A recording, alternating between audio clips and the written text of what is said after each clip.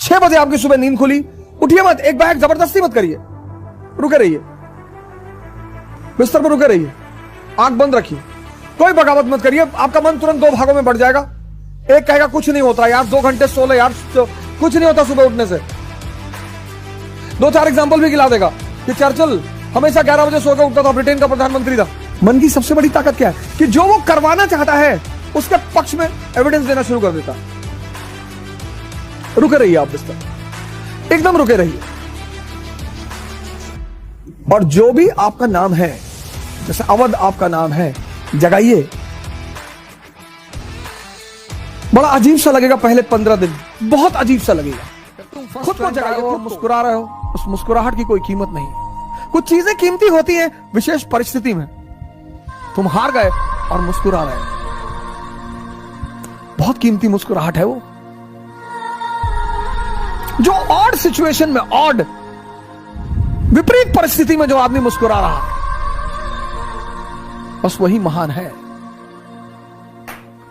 जैसे ही तुम्हारी उपयोगिता खत्म होगी इस जीवन में, मरते दम तक अपनी उपयोगिता कभी मत खत्म करना, क्योंकि जिस दिन तुम दूसरों के लिए अनुपयोगी हो जाओगे, तुमको लोग निग्लेक्ट करना शुरू कर देंगे।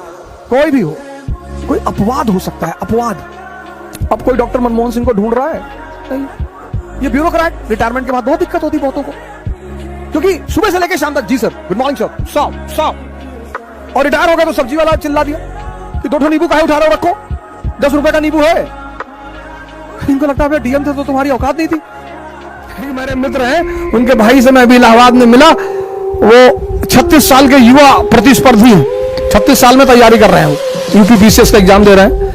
कभी विवाह उनका हुआ नहीं है, तो उन्होंने कहा मैं विवाह में दहेज नहीं लूंगा। अबे मैंने कहा तुम्हें देगा कौन? हमने कहा इसीलिए तुम्हारा सिलेक्शन नहीं हो रहा है, तुमको कौन दहेज देगा? तुम्हारी खुद की कीमत ही नहीं है। कीमत घोड़ों की लगती है, खच्चर और गधों की नहीं लगती। हाँ, खच्चर और गधों को भी कुछ मिल ही जाएगा, स्प्लेंडर मिल गया। तुम कल यूपीपीसीएस में फर्स्ट रैंक आकर कहो मैं दहेज नहीं लूंगा, तब 1913 एक हाथ काट डाला। कौन सा? ईस्टर्न यूरोप छीन लिया। टीटी ऑफ सेवरस दूसरा हाथ काट डाला। 1918 तब से टर्की शॉल ओढ़ के ठाकुर की तरह घूम रहा है, उसको वीरू और जय नहीं मिल रहे। कोशिश करता है पैलेस्टीन के मुद्दे पर वीरू और जय।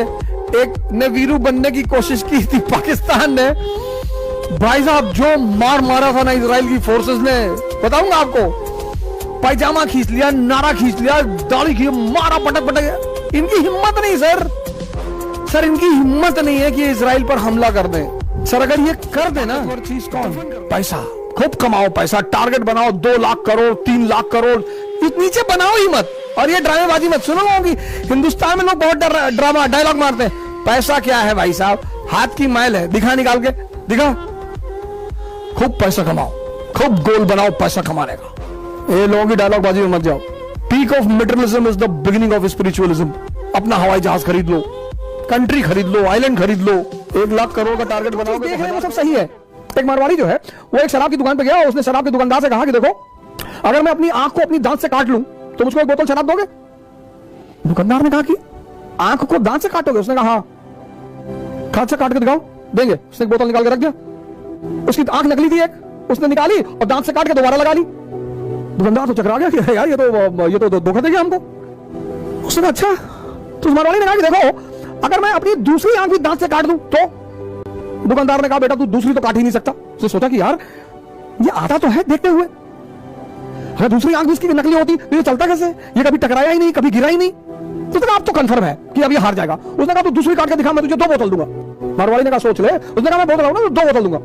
उसने उसके दांत नकली थे, उसने नकली दांत निकाल के दूसरी आंख काट ली, दांत लगा लिए।